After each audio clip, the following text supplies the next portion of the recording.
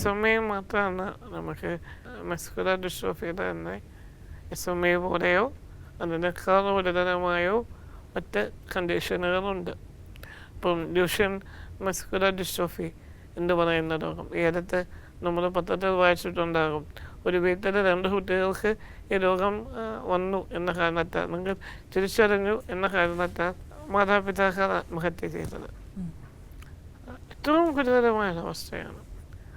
അടിയന്തരമായി സമൂഹത്തിൻ്റെ ഇടപെടൽ വേണ്ടുന്ന ഒരു രോഗാവസ്ഥയാണ് DMD എന്ന് പറയുന്നത്.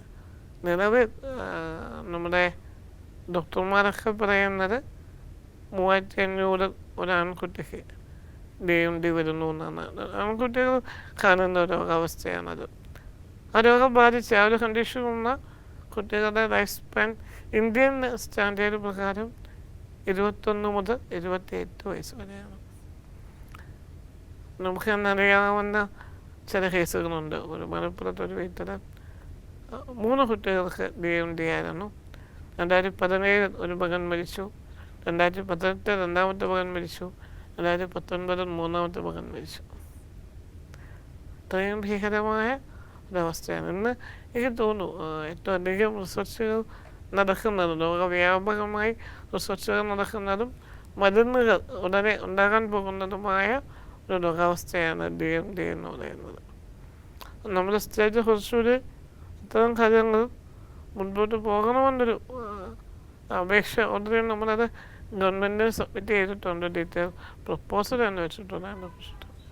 SMA അല്ലെങ്കിൽ അതിലൂടെ കടന്നു പോകുന്നവർക്ക് ഇത് മാത്രമാണോ, അത് എന്തൊക്കെ ഡിഫിക്കൽട്ടീസ് ആണ് കൂടുതൽ ഉണ്ടാവാറുള്ളത്? ശശി, SMA എന്ന് പറയുന്നൊരു പ്രോഗ്രസീവ് കണ്ടീഷനാണ്. കാരണം SMA 5 ടൈപ്പ് ഉണ്ട്. SMA type 0, 1, 2, 3, 4, 5. അതിൻ്റെ ഒരു മെഡിക്കൽ ടേമുകളെ കുറിച്ചിട്ടാണെങ്കിൽ അത്തരം കാര്യങ്ങളൊക്കെ ഞാൻ കിടക്കുന്നതാണ്. കാരണം അത് പറയാൻ എനിക്ക് യോഗ്യതകളുണ്ട്. ഓക്കെ, നമ്മുടെ കാഴ്ചക്കാരും അടുത്ത് നിൽക്കുന്നവരൊക്കെയാണ്. എൻ്റെ കണ്ടീഷൻ പറയുകയാണെങ്കിൽ എനിക്ക് SMA type 2 ആണ്. 37 വയസ്സുണ്ട്.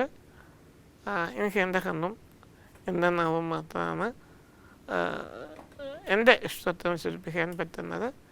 എൻ്റെ അവസാനത്തെ മെഡിക്കൽ ഡയഗ്നോസിസ് പറയുന്നത് എൻ്റെ 2 ലങ്സുകൾ ഒന്ന് മാത്രമാണ് പ്രോപ്പറായിട്ട് വർക്ക് ചെയ്യുന്നത് എന്നുള്ളതാണ്. റൈറ്റ് ലങ്സിൻ്റെ 90% കൊളാപ്സ്ഡാണ് എന്നാണ് എൻ്റെ കണ്ടീഷൻ.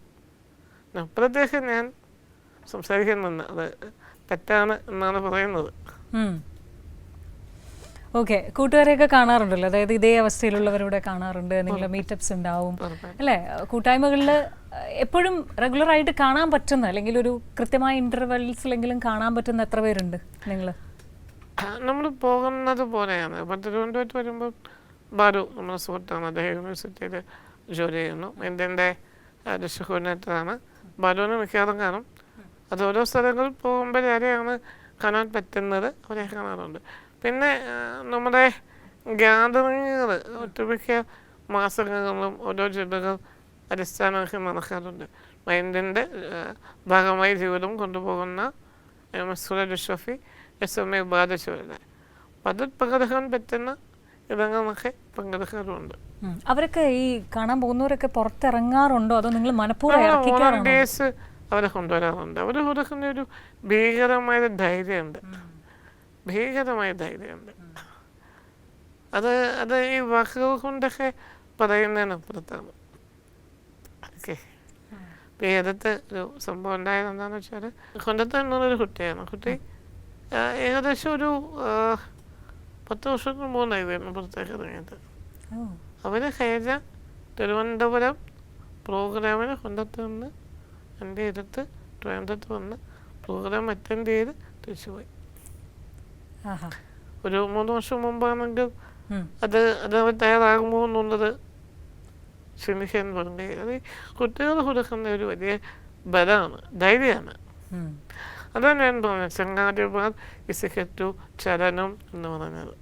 തീർച്ചയായിട്ടും അവരാണ് മൊബിലിറ്റി. ഡിസ്ട്രോഫിയുടെ സജീവത എന്ന് ഞങ്ങൾ പറയുന്ന സജീവത കൂട്ടാണ്.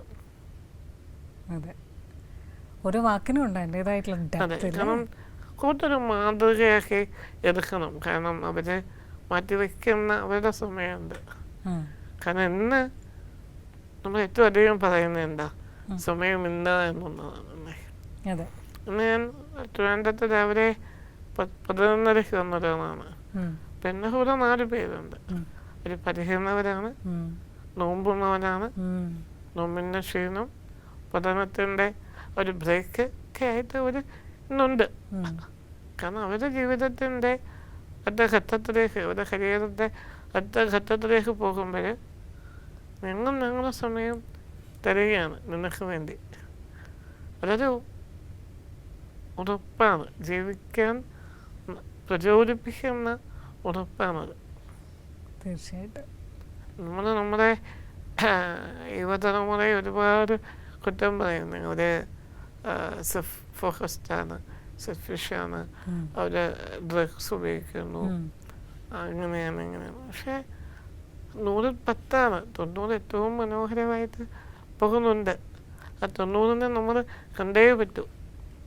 നമ്മൾ കൃഷ്ണകുമാർ ഇവിടെ വന്നിരുന്ന് കൈതറിയുടെ സ്റ്റുഡിയോയിൽ വന്നിരുന്ന് സംസാരിക്കുന്ന നെഹ്റു ഭാരു എന്നിവിടെ എന്നോടൊപ്പം ഈ സ്റ്റുഡിയോ കാണാൻ വരുന്ന